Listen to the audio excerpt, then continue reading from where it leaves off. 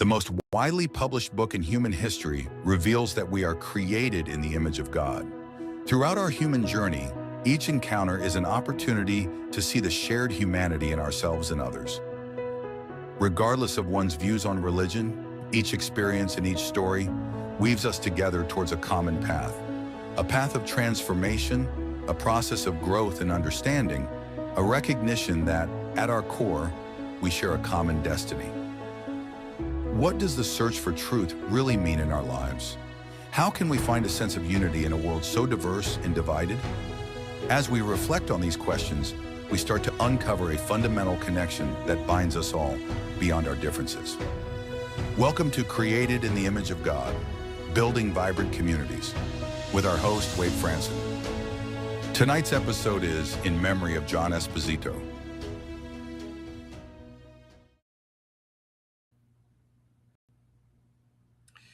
Good evening, everyone, and welcome to Created in the Image of God. This show is a little different than any show we've done before. Some of the longtime guests or people who have been following the show recently know that I've had a couple of tough years. I lost my sister, my older sister, 2 years ago to cancer. A year ago, my younger sister was killed in an automobile accident with a drunk driver. And a couple of months ago, 2 years. Death, mourning, grief has been on my mind. Some of the guests I've had recently, we've gone into. Excited to interview. Been working on doing this in some time. The date was scheduled to air tonight, partly because this gentleman had, I believe this was the case from memory, he had a planned medical procedure that he mentioned was not going to be very challenging, and he wanted to schedule it after that. And sadly, he passed away recently on July 15th. His name was John Esposito. I was excited to interview John Esposito because he was at the center of Muslim-Christian understanding for decades. I have a good friend, Mikhail Abdus Salam, who has agreed to join me here tonight. We've had multiple discussions. He's been on the show a couple of times before. And through my relationship with him, I've grown in my understanding of Islam and those who follow the religion of Islam. And so I was very excited to have John Esposito on the show because he, as I mentioned, was a pioneer in this. He established the Center for Muslim-Christian Understanding in Georgetown way back in 1992 or 93. And he was an influential voice in the wake of 9/11 and a rising Islamophobia that entered into this nation and around the world. And he spoke for understanding and advocacy. He himself was a Catholic, but his appreciation for Islam and Muhammad was substantial. So we decided to go ahead and air some of the clips from the pre-interview that we did, which we used for our sneak peek, because there was substantial content that we felt could at least bring some of those core principles to light and give us the opportunity to have a discussion. As the guests, as the audience knows, I'm a former Christian minister who has a unique perspective today on this matter, and I'll be joined by my friend Mikhail Abdus Salam, who is a respected Muslim leader, an interfaith bridge builder, and the founder of the Interfaith Library. Let's welcome him to the studio. Hello there, Mikhail. I can't hear you. I don't know if you're on mute. I think you're on mute. You're still on mute. I can see the little mute button. While Mikhail is figuring that out, I will just tell you a little bit more about him. The Interfaith Library is... There we go. Yeah. I have to learn how to use the iPad. How are you, my brother? I'm doing great. You're joining us tonight from... I'm actually here in North Carolina, one of my humble abodes. And yes, I am the founder of Interfaith Library Incorporated, a 501c3 nonprofit organization that disseminates religious information around the world, everything from Christianity, Judaism, Islam, Baha'ism, and many other religions. We started off as a repository of religious information, and later on within the last 10 years evolved into being a philanthropic organization that not only disseminates information, but we do community building, we do international works, and we also are proud to say that we're one of the organizations that represented the Americans and refugees coming back from Afghanistan in 2021 with the Allies, Operation Allies Refuge Program with the United States government and the city of Philadelphia. So, I mean, that's just a prelude. Thank you so much. And in terms of this, the spirit of tonight's show, a memorial for somebody who recently passed away from complications related to heart surgery, which, you know, I don't know the exact procedure. We didn't go into detail, but it seemed like John felt like this was going to be something that was not extremely risky and not requiring a long recovery time. But you yourself have a depth of experience and understanding for that. Would you be willing to share a little bit about your own experience in that regard? Absolutely. Absolutely. In around 2022, 2023, I was down in Honduras doing some, research and some studying and collecting of information to add to the library. I was very interested in non-traditional religions and ways of life and cultures, specifically in this case, the Mayan culture. I wanted to know more about it from the ground and more so reading things out of textbooks. But the short, as I was down there and discovering this amazing, beautiful place, I started getting sick. And initially, I thought it was the flu, and later on, I said, okay, this may be pneumonia. This is a little more serious. Went to the doctors and found out that my heart was dying. They had just, as a diagnosis, they said I had cardiomyopathy, but we knew it was more than that because every day my ejection fraction was lowering. So for a year, I fought with my life. I was placed on an LVAD. If anyone doesn't know what that is, it's a left ventricle assist device where they literally put a pump on your heart and a computer pumps your heart for you. I was, in a dire situation, literally down to my last days, or, and, by the mercy of God, when some people wrote me off and thought that it was over for me, a heart came. And March 21st of 2025, I had a heart transplant. March 21st of this year was my 1 year anniversary. I would say that I'm about 95% back to normal, through God's mercy. But through that experience, through that near death and, really frightening experience, I got to see the world from I know this sounds a little out of the world, but I see the world in two different perspectives now. I see things that other people don't see. I hear things that other people don't hear. And I don't necessarily mean that literally, but in the spiritual context. And so those things that used to be a complex thing are sort of really simplistic to me. And the importance of us coming together, like here today with you, Wade, is to truly bridging that gap of us far as human beings who believe in the one supreme being, no matter what we call him, that being who allowed us to be here. We have to get to a point where it's not the dogma or the theology itself that, we should be concentrating on more so than what is that divine wahi, that revelation that God gave all of humanity, and prior to us separating ourselves in groups, calling ourselves Christian, Muslims, Jews, Baha'i, or whatever. If I may say this, in the Quran, one of my favorite verses in the Quran, and many verses that always starts off with Allah subhanahu wa ta'ala, which is another name what we call for God, the creator of the heavens and the earth, all that's seen and unseen. One of the verse he says, Ya ayyuhalladina aminu, O you who believe.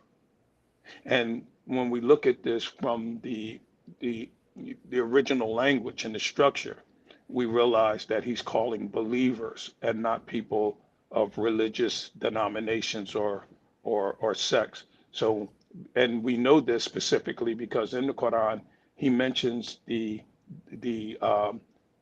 people of the book, the Ahl Kitab, Christians, or which we call the Nasara, and the Jewish people, what we call Yahudi. So the Sabians, those who follow the Proverbs and the Psalms, he mentions them specifically. But when he calls us collectively as a human race, human beings, whatever our culture is, whatever our religion is, whatever our faith is, our skin color or whatever, he always says, Ya ayyuhalladina aminu, O you who believe in me. And he describes who those believers are, those who are kind, those who fast, those who make prayer, those who worship him and are grateful. So I just wanted to preface that without being too long-winded, because I think that is a precursor to where this show might go today. Well, thank you so much. I truly appreciate that. I also agree with you, from experience with near-death experiences, even just getting older and having people in my immediate family pass on that were unexpected. And I would say that a greater clarity begins to arise. So I can certainly imagine that having gone through something as substantial as you did with a near-death experience and a heart transplant, that there would be changes that would in fact open you up in different ways. I want to just share also a quote. This is from something called the Tablet of Ahmad. It starts out, he who is the king, the all-knowing, the all-wise. Lo, the nightingale of paradise singeth upon the twigs of the tree of eternity with holy and sweet melodies, proclaiming to the sincere ones the glad tidings of the nearness of God, calling the believers in the divine unity to the court of the presence of the generous one, informing the severed ones of the message which hath been revealed by God, the King, the glorious, the peerless, guiding the lovers to the seat of sanctity and to this resplendent beauty. So there's a call, it's an expanded version, if you will, of what you just said, calling out to the believers. And in the Bible, in the book of Hebrews, it says that he that would come to God must believe that he is, and that he is a rewarder of those who diligently seek him. So that unity and that seeking of God certainly permeates thoughts of, passing on into the next life and what's really important. I want to now jump into the show tonight. So when we were considering whether or not we should go ahead with a show about John Esposito, what we should do, how we should do it, we went back and reviewed that pre-recording, and it was kind of amazing how, and it's not surprising. I don't necessarily want to say it's magical or mysterious. We were planning the show and what he wanted to talk about. And so those segments address that. There's, we only have about 12 minutes of video cut into 4 segments.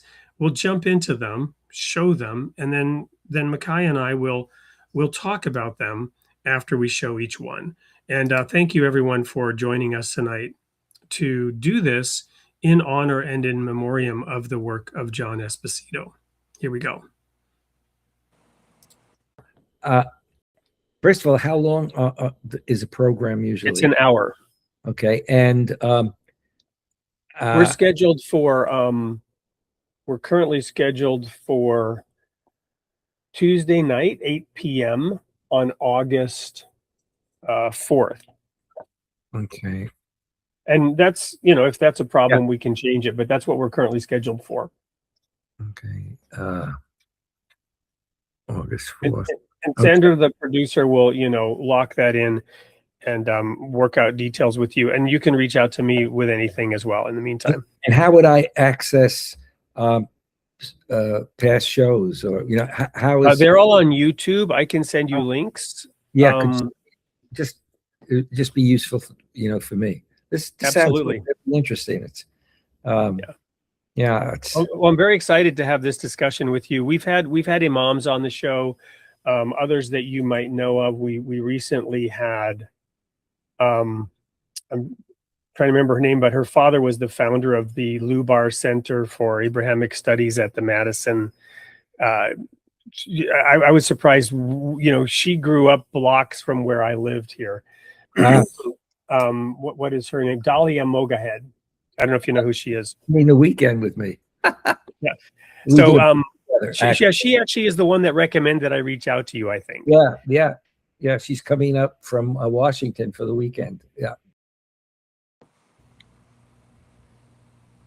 So there was the connection. That was actually the second time I spoke with John. The first time we had worked on that date, and he had shared that he had this medical procedure coming up. And I think that this interview was done back in like April. And the connection there was with Dahlia Mogahed. So the first question I have for you, Makai, is I know that when I first talked about you helping me with the show, you mentioned that you'd heard the name John Esposito, but you had to refresh yourself on who he was. Right. So first of all, what are your initial thoughts about him and his life and his work? Well, I think he's an amazing guy from a perspective. I think, and maybe I'm speaking a little bit about you. Maybe eclectic isn't the word to use here, but I think that he's daring, he's bold. Again, you and I both know that maybe some people have adverse opinions about some of his positioning and statements if they know who he is.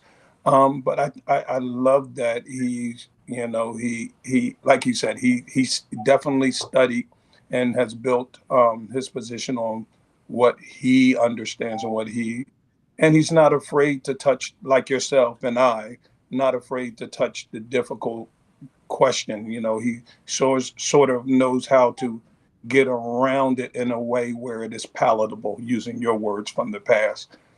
So I highly, highly respect him. I wish I could have spent some intimate time with him like I did with Karen Armstrong, another amazing person when we're talking about the world of theology. I'm quite sure you know who she is. A great. I know quite well who Karen Armstrong is, because she didn't she write the Book of Cults? Absolutely. And so she did a feature on the church that I was in years ago, the Worldwide Church of God. Okay. And so I know Karen from that angle, which is a fascinating little coincidence here.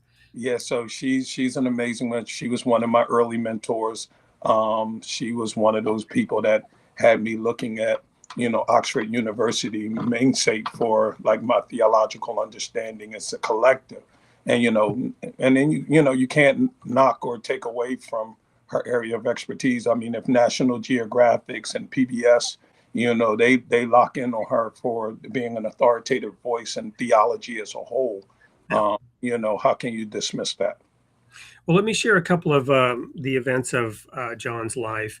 He was born in Brooklyn, and I love coincidences. I love to highlight them. I don't mean to overemphasize them, and I certainly don't want to elevate myself. But it's funny because I'm dialing in from Brooklyn, not Brooklyn, New York, but Brooklyn, Wisconsin. So he was born in Brooklyn. I wasn't born there. My kids weren't born there, but I now live in Brooklyn. And he was born he was born on 19th of May, 1940. And he was recruited to Georgetown in 1993. And there he founded the Center for Muslim Christian Understanding. This institution, it became an embodiment of Christian-Muslim dialogue. And in 2001 to 2002, he became one of the principal public interpreters of Islam in the wake of 9/11. And the book Unholy War was published at that time. And he was participating in the post 9/11 ecumenical responses. Um, his scholarship became intertwined with contemporary religious history at that point in time. There's a lot of focus on 9/11, what it did and didn't mean. Um, Before that, Islam was not in the public consciousness, Exactly. and for both good and bad. And then, as mentioned, he eventually died in the 15th of July following complications from heart surgery. Um, there's a couple of interesting symbolic layers because he was a Catholic scholar whose work, centered on Islam. He remained a practicing Catholic throughout his life, yet he consistently argued that Islam should be understood on its own terms rather than through inherited polemics. Georgetown notes that colleagues viewed his work as reflecting the Jesuit ideal of cura personalis, care for the whole person.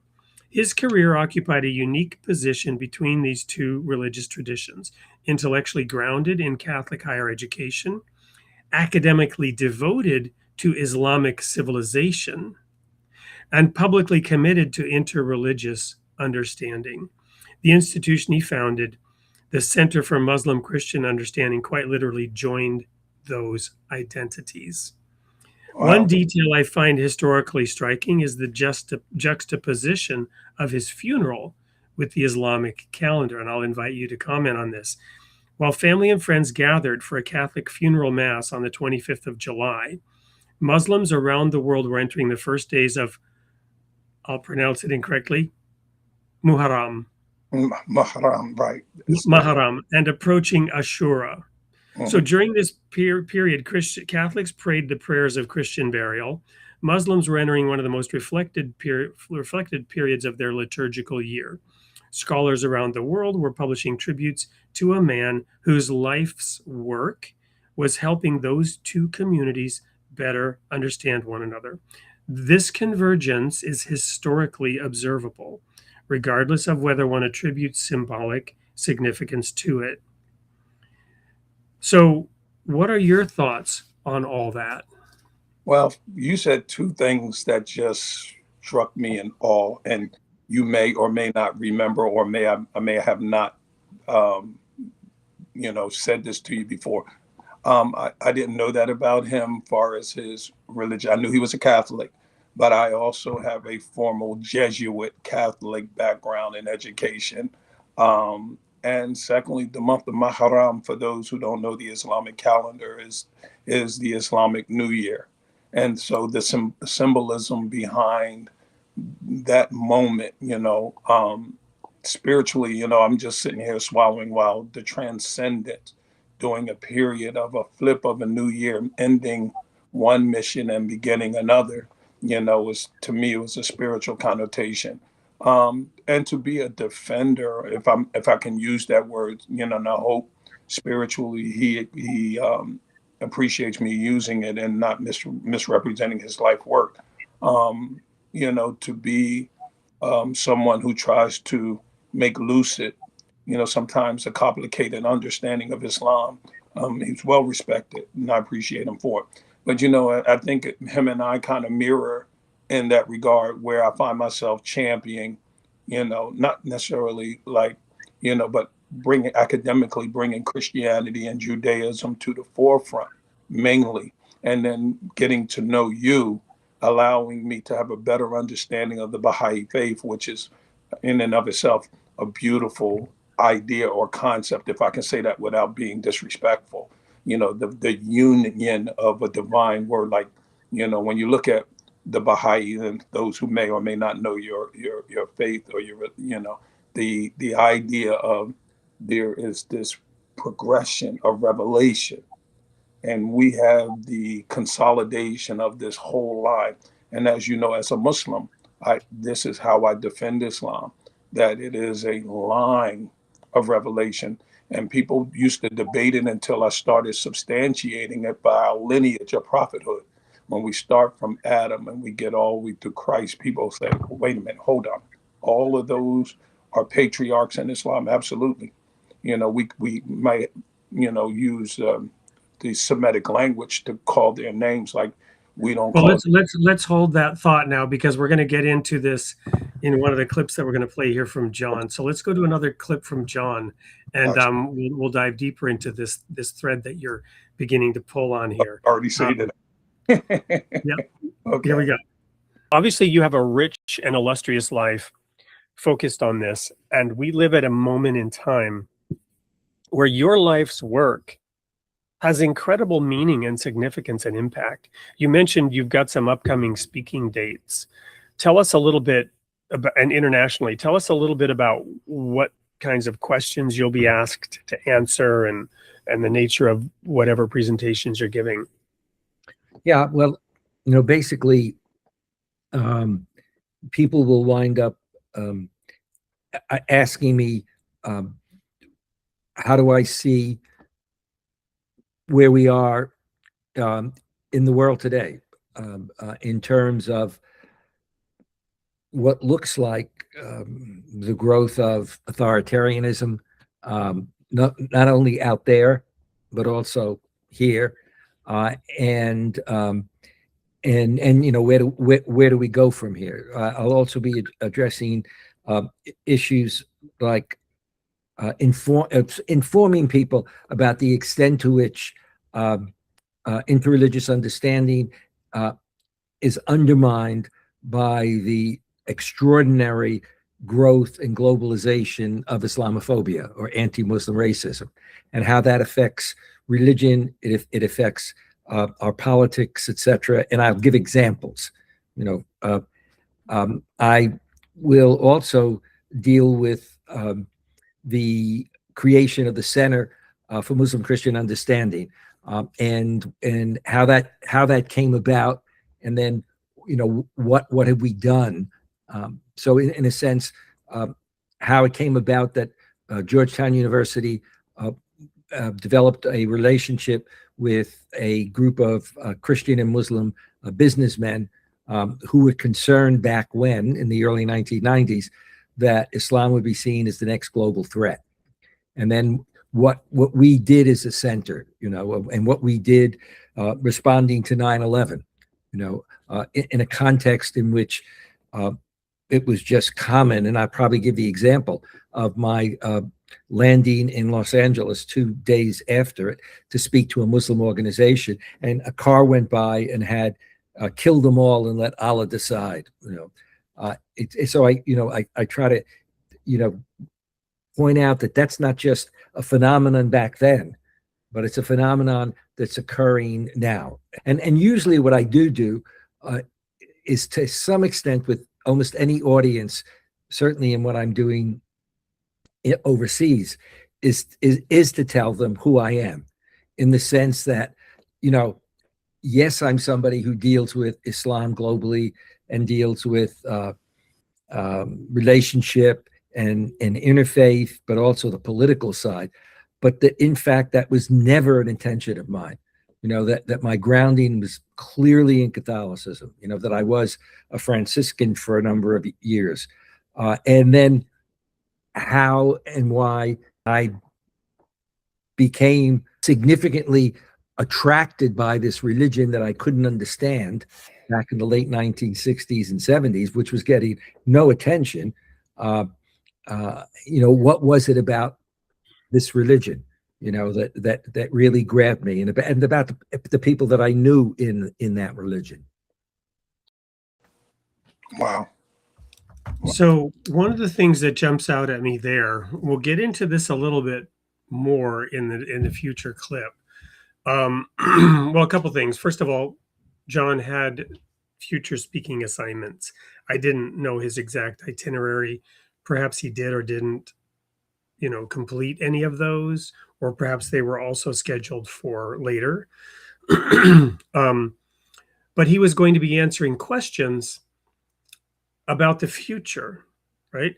Not that anyone viewed him as a prophet, but his understanding of Christian-Muslim relations featured prominently in geopolitics. Now, my own personal understanding is that, and I'm coming at this from a biblical perspective, we can get your perspective on the Quran, but that 1/3 of the Bible is prophecy by one interpretation. By some other standards, more than 1/3 is prophetic.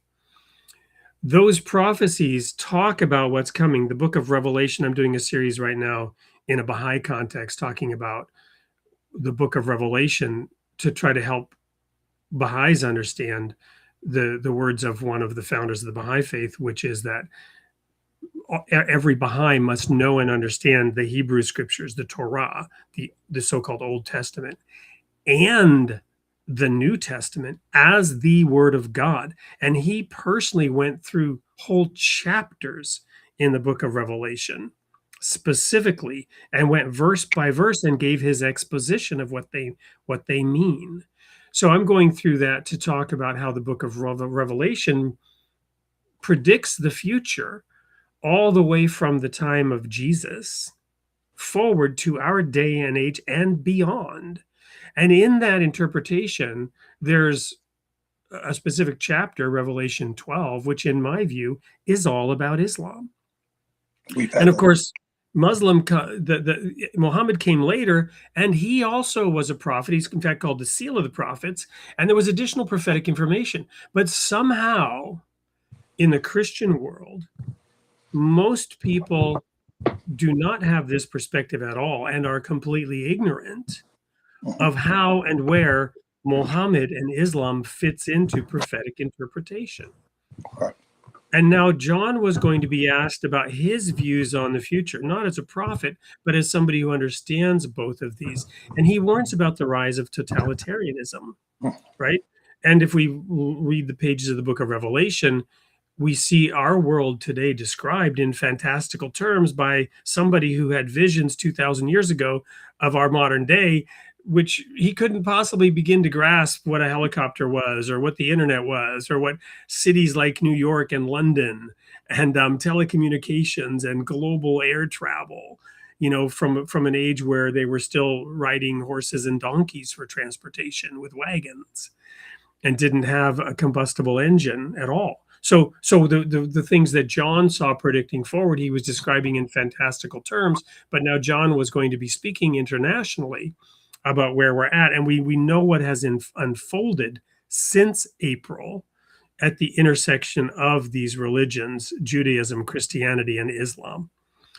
So all of that is jumping out at me, you know, in terms of John's life and seeking understanding that could help resolve some of these pending crises and you know, stresses on the entirety of global civilization. That's kind of what I'm thinking about. I'd be interested in your take on what we just heard from John. Well, like I said, and I, you know, this is one of the things that I respect about him because, like I said, and even what you're articulating now, it's a very difficult conversation to have for people who sees life in a linear way and or you know, they're just, you know, tunnel vision. You know, it's my way, or, you know, our books say this or our books say that. But, you know, articulating or further expounding on what you said, what is, you use a word that, you know, when we're having debates, I always think that we should remove it from the debate because each one of us can have an interpretation of something that's written. You know, I'm one of those people who says, well, what does the Bible, the Torah, and the Quran actually say? And I take it from the Hebrew, the Greek, and the Arabic language. Because as you know, and you can have expounded in past sessions and different discourses, things are lost in translation. And once we translate something and into different languages, every time it's chopped up. And what people have to understand, and again, I'm not trying to be controversial, is the Bible that we read here in America and English speaking countries. You know, you may read something biblically and it may say something in English and you're running with it. And therefore, you're saying because of what you were taught formally as a dogmatic principle or an ideology, and says, well, this is supported by what this says here, here, here, and here. And then when I come back and I say, well, that's not what actually was originally wrote, that's an interpretation of what was actually said. And even in English, you can read a scripture and somebody say, well, I'll interpret it that way. And I think that's the problem we have when it comes to these sort of religious discussions, because everyone has their own perspective of what they understand from an interpretation of an interpretation of an interpretation from an original. Well, and even when we have the original language, as we do with the Quran, language changes over time. Absolutely. And then there's the original historical and cultural context in which a thing was said. And the revelation that was received, to the degree that one believes in divine revelation, which I do, and I know you do, that concept that was conveyed by a word, especially when we're talking about the future and prophetic statements, the concepts that are needed to fully understand don't even exist. Exactly. The other thing is, there's a lot of symbolism in the Bible. I assume in the Quran, I'm a complete rank novice and rookie when it comes to the Quran, but I assume there is symbolic language. Yes, and this symbolic language often has both a physical and a spiritual interpretation. Exo and esoteric. And sometimes it has multiple. Sometimes it's a type. We might use the term fractal today, which didn't even exist back then, where this is a repeating pattern. I'll just use Elijah. Jesus said, Elijah must come, but he has come already. I mean, when he's referring to John the Baptist as the Elijah. But he says John the Baptist is Elijah, but he's also not that Elijah. Right. And then there's a real Elijah who was here, and Elijah that was here on Mount Carmel, he wasn't just a symbol, he was a real person. A real person. Right. So it gets complicated. So when I use the word interpretation, there are other more scholarly words, exegesis, hermeneutics, and so on. I'm going to throw a comment from the audience here in now. We don't always do this early, but he asks, are the original manuscripts of the Bible still in the British Museum? That statement, it's an intelligent statement in a way, but it also reveals a lack of full understanding. What do you mean the original manuscripts of the Bible, right? So the Dead Sea Scrolls were a monumental find by some standards. They were the most significant find in history of text, of theological material, but they are original manuscripts, but they are not the original manuscripts of the Bible. There's no such thing as, quote, the original manuscripts of the Bible. What is even the Bible? Which Bible are you talking about, right? The Catholic canon, and so on and so forth. It's an incredibly complex. Right. And if I may add to that, like you said, and there was a couple things, and and I'm trying not to lose the track of thought you just had there. The one thing I want to articulate, if we all, regardless to our faith and our religion, if we all are in consensus, and I'm assuming we're all in consensus, that, Elohim, Yod-Heh-Vah-Heh, Yahweh, Allah, subhanahu wa ta'ala, whatever, however we define that divine being, I'm almost can concede to that most of us would agree that he's all-knowing, almighty, all-powerful. He can do whatever he wants. In fact, the Quran says all Allah subhanahu wa ta'ala has to do is say, kun fayakun, kun, be, and it comes into existence.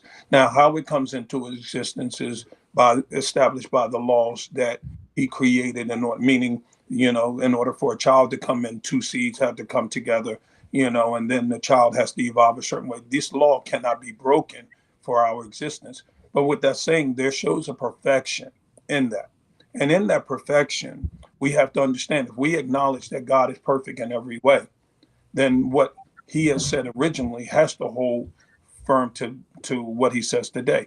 And the Quran says, La tabdila li kalimatullah. There is no change in God's speech because his speech is perfect. God already knows what's going to happen in the future. He's already known what happened in the past. So why there need to say, well, there's this new interpolation in scriptures, whether it's Bible or the Torah or whatever, why is there this new interpretation? Oh, well, we discovered something else. Well, was the original script say?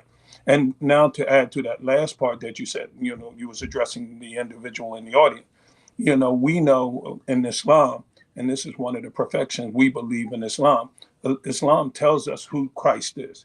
He says, Bismillahirrahmanirrahim, that Isa, Jesus, Ibn Maryam, the son of Mary, was the Kalam, was the word, was the word, was the spirit, was the Masihi. He was the Messiah.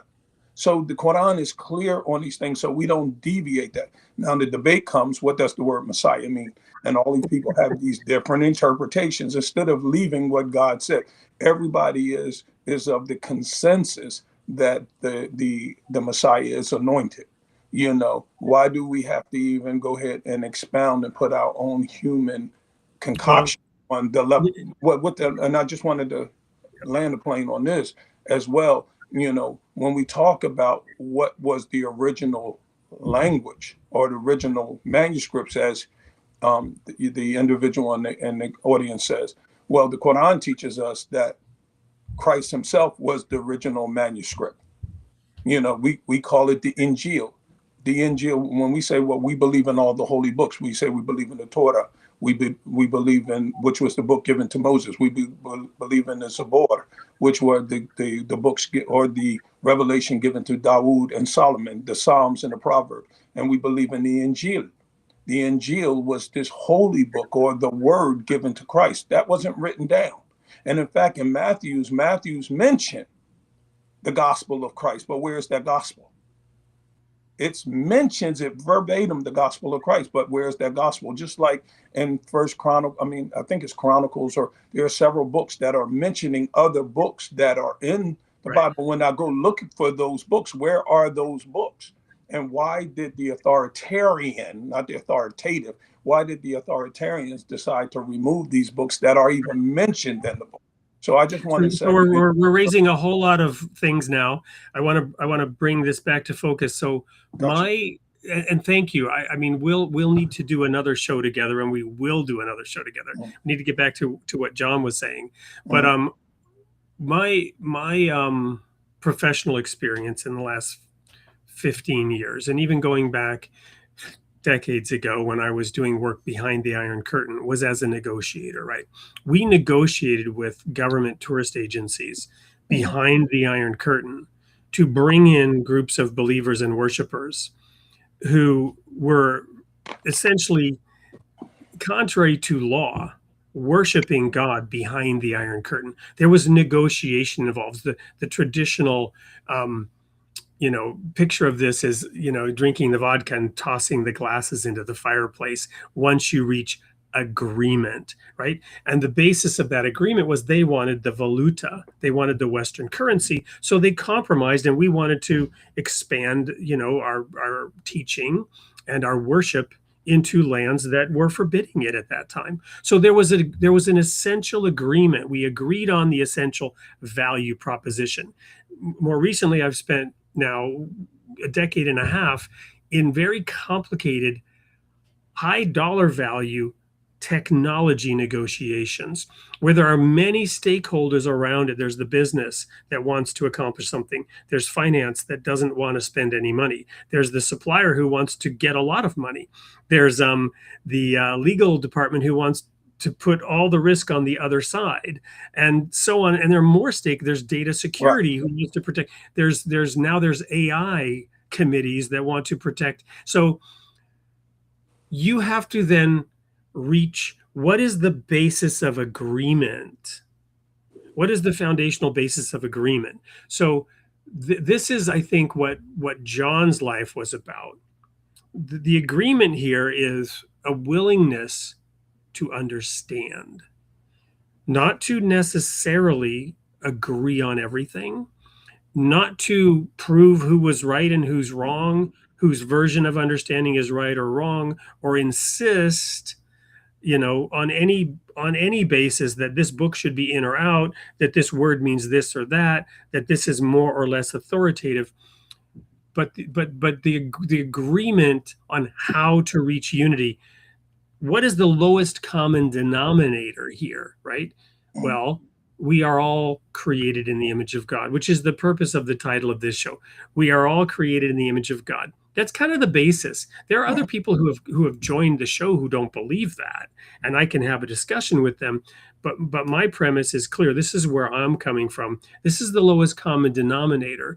And if somebody else interprets that, well, we're not created by God, but we are one. We are one people, and we need to have a common basis of understanding. So it's getting to that base level of understanding and even having the discussion. So I want to, we'll get into some specifics, and we'll predict, not prophesy, but we'll predict that you and I will come together and dig into some of these topics in more detail when we have more time. But I want to play the next segment from John's show, or from John's interview, which gets into a really thorny topic here.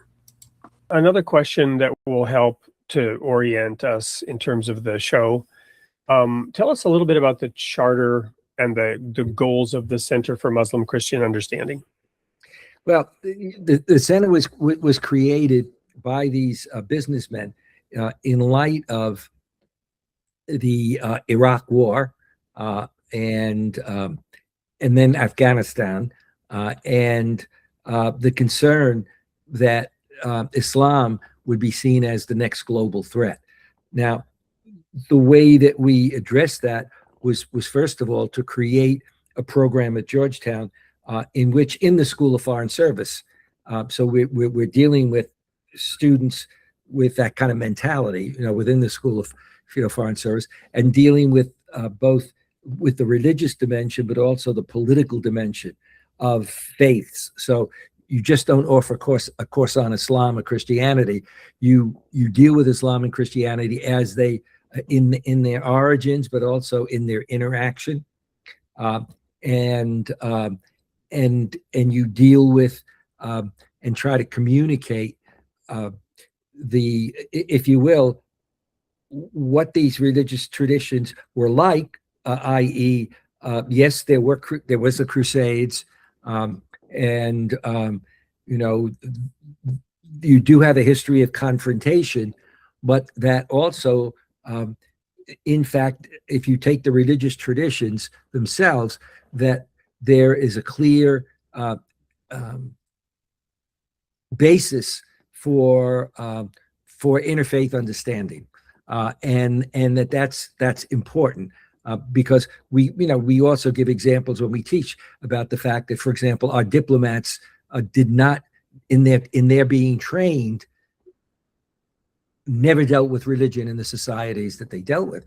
And the point is that if you're a Westerner, sometimes, although that's changed now more recently, you see religion as sort of a personal thing and separate from politics, and not realizing that in many societies, the religion, whether it's in Buddhism or whatever, it's part and parcel. But even especially Islam, because you have 50 Muslim majority countries, of which about 25 are considered Islamic states, i.e. they have Islamic law integrated into their national. So they are, America is a nation where we have freedom of religion, and some even take it to want to have a nation where we have freedom from religion. Yeah. Whereas in the Muslim world, it's all so we lean this way, they lean that way from a kind of center. And I understand and respect that, to be honest, from my background. So here we see John, emphasizing this basis of understanding, the Christian Muslim center of understanding was designated so that we could understand Islam and not view it as a threat, not have that fight flight reaction.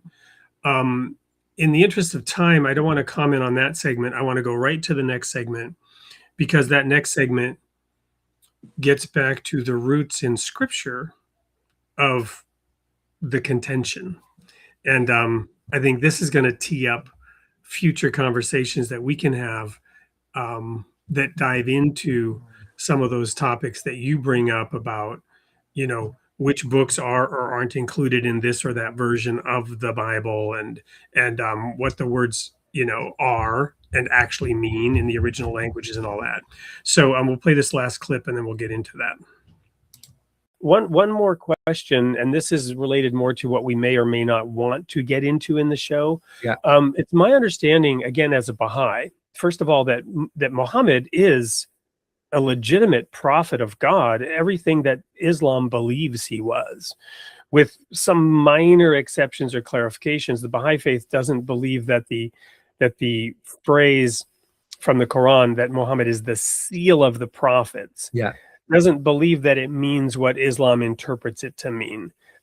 It is authentic, it is true, but its interpretation might vary. Your mileage may vary on what exactly it means.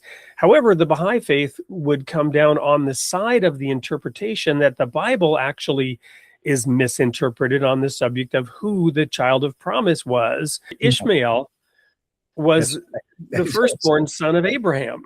Yeah. And then you have all this dispute about birthrights and Jacob, the heel catcher, who stole the birthright and the blessing, from Esau. This goes way back, and it has not been resolved. You talked about it's strange that these things haven't. Well, guess what? They haven't been resolved. Even the Cain and Abel thing. It's my personal interpretation that the prodigal son is Jesus's flipping of the script of the Cain and Abel story, because in the prodigal son, aside from who the father is, that's maybe the most important thing and how the father behaves.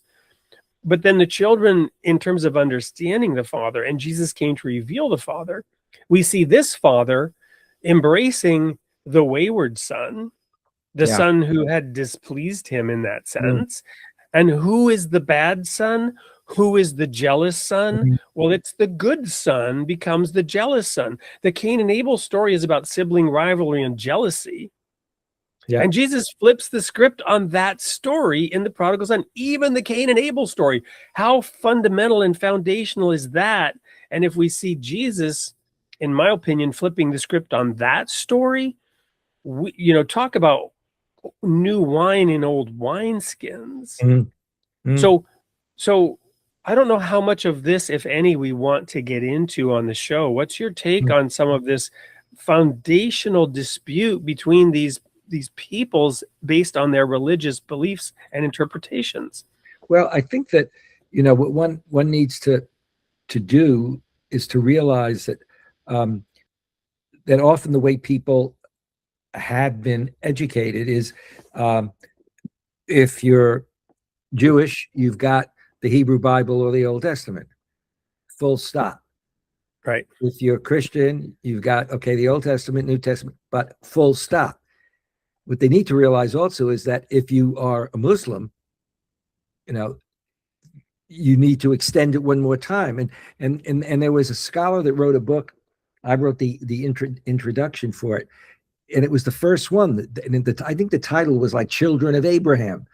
But what was interesting, it would be like you'd want to have sitting, if I were giving a talk or something, or just a Jew and a Christian, and then say, no. If we say children of Abraham, guess what? You, the Jew, need to recognize, the Christian dimension. The Christian, you need to recognize not only, the past, but the future.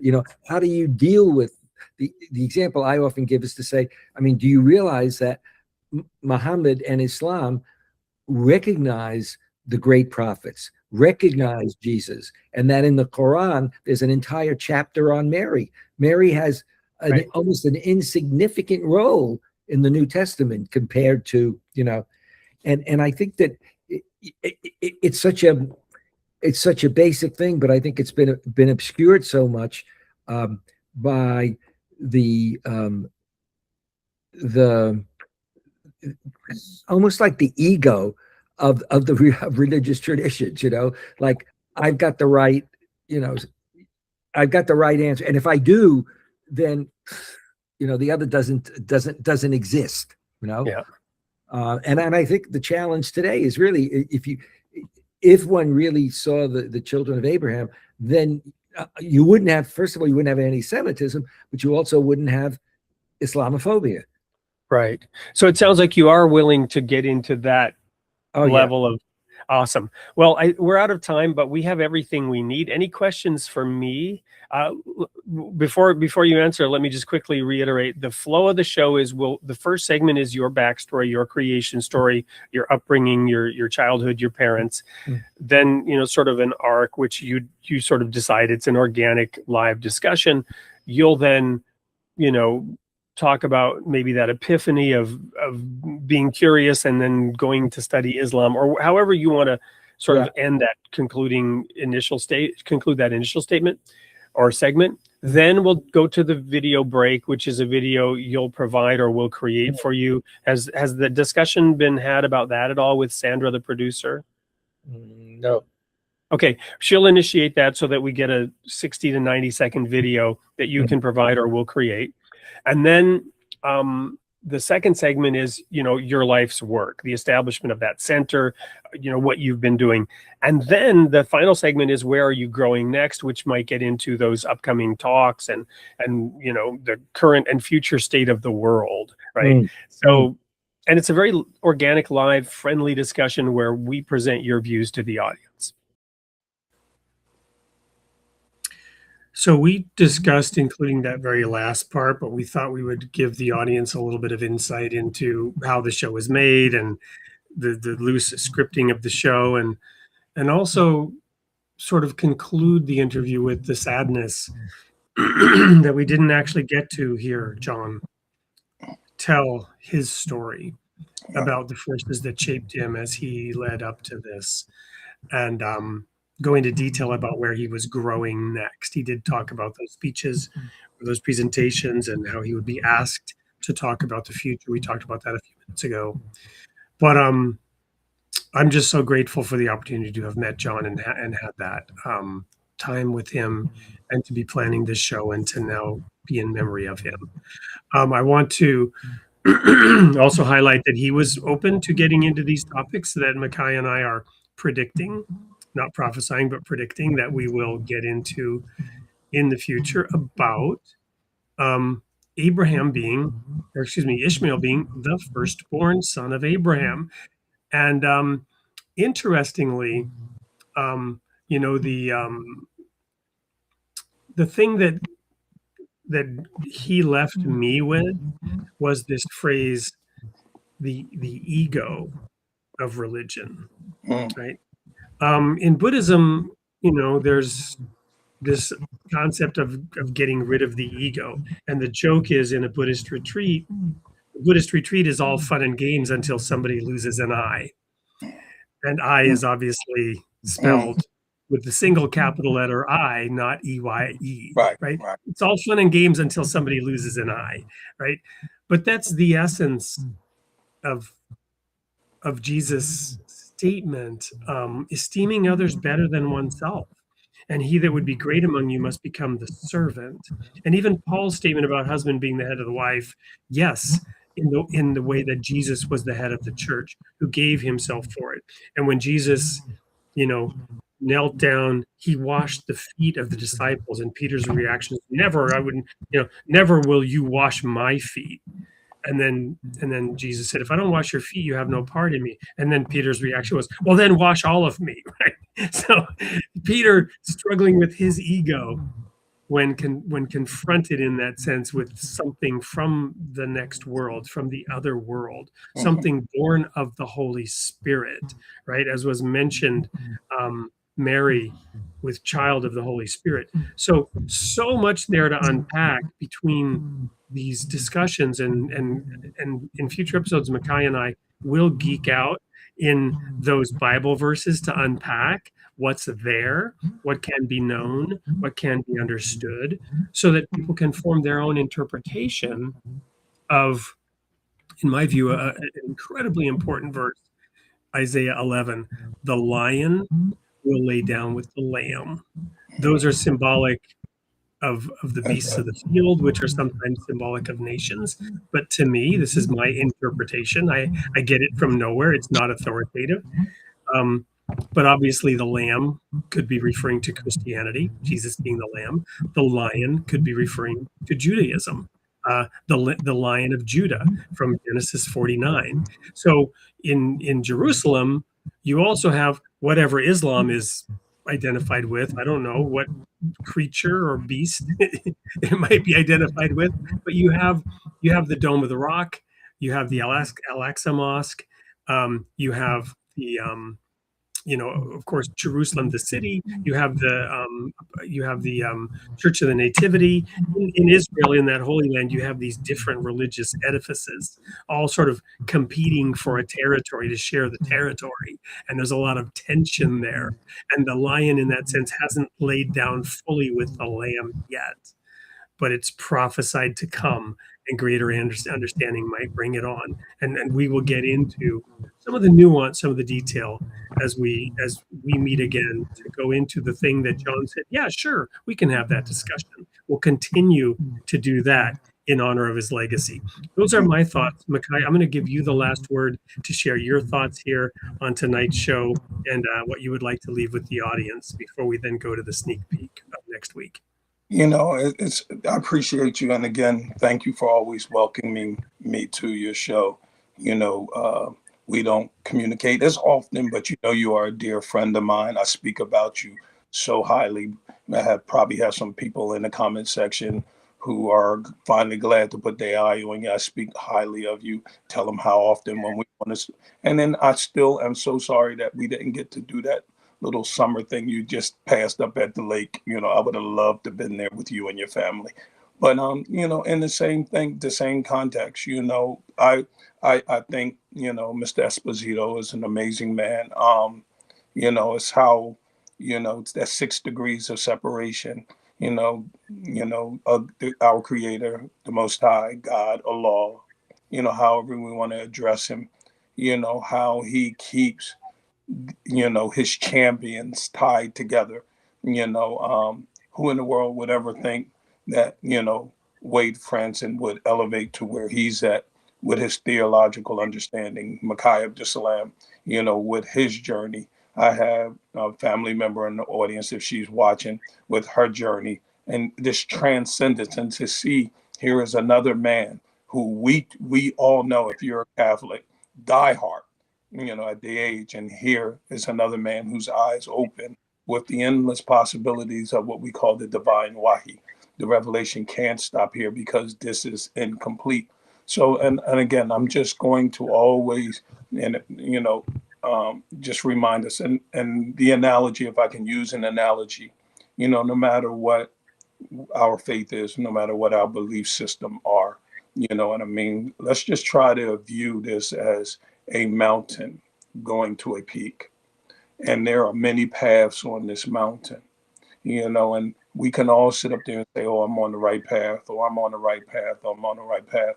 But no matter what path you're on, if it's a path heading towards the Almighty, the Most High, when we get to that summit, when we get to the peak and we all see each other, the only question we're going to ask when we get up there is, where did y'all come from?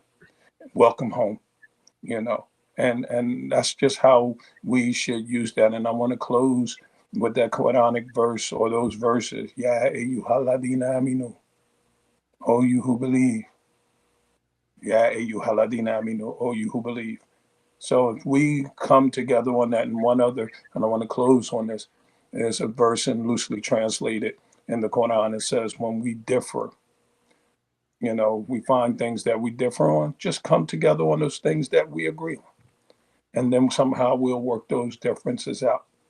So I want to close and thank you, Wade, again, for always making me feel welcome and special on your app. When you pull me up, I feel like, okay, somebody's recognizing my hard work. So I appreciate you for that. Thank you. Well, I do greatly appreciate what you've done with the Interfaith Library, and what I've been, grateful to have learned from you, and will continue to learn. I guess I'll just simply invoke the title of the show, Created in the Image of God, and the tagline, Building Vibrant Communities. And what I'll say about that is, I come from a faith tradition. I spent decades was in the ministry in. We had fervent love for one another. We did so much together. We would come together each year at the Jewish festival of Sukkot, which we celebrated with a Christian understanding. So we were already bridging the gap between Judaism and Christianity in a unique way, for better or worse, with whatever understanding we had. But we were fervent about it, and our love for one another was fervent. Our community was vibrant, powerful, zealous, but it was isolated. It was small. And what was always missing was the ability to reach out and welcome others in without the need, in a sense, invoking now the New Testament, force them to be circumcised, which is a very painful personal experience if you're an adult male and you would need to be circumcised to join a community. This was the debate in the early Christian church, right, between Peter and Paul. And you talked about differences where we differed. Those men differed, right? And Paul even says, I withstood him to his face, right? So there's some tension and contention around what? Around what is required for somebody else to join in close fellowship. And here we are mirroring that despite those differences, we can have a close, loving, brotherly fellowship. And that building vibrant communities is a large community and a diverse community, a community of communities, even. I'll give you the last word again because I overspoke, but I'll let you respond to that, and then we'll go to the sneak peek. Well, I just want to say, since you talked about, in the end, created an image God in your motto at Interfaith Library, we say, in the view of God, we are all one, brothers and sisters. We are brothers and sisters. We all are. And when we look at it fundamentally, genetically, esoterically, exoterically, we all come from a single source. And I want to leave you with that. Amen. Amen. Here's the sneak peek. We will see you all next week. And thank you, John Esposito, for your life's work and for the opportunity for us to do this show together. Next week on Created in the Image of God. Sunday, August 9th at 7 a.m. U.S. Central Time, host Wade Fransson interviews Graham Tomlin, theologian, author, and editor-in-chief of Seen and Unseen. He reflects on the church's role in today's culture and how Christians can engage the world with wisdom, imagination, and hope. From theology and public witness to living out the gospel with clarity, compassion, and conviction. And then on Tuesday, August 11th at 8 p.m. Central Time, host Wade Fransson interviews Derek Vreeland, pastor, author, and discipleship leader. He explores what it means to keep Jesus at the center and how his way transforms our communities, relationships, and everyday lives. From spiritual formation and peacemaking to following Jesus with greater kindness, faithfulness, and purpose. Join us live this week, Tuesday and Sunday, Created in the Image of God.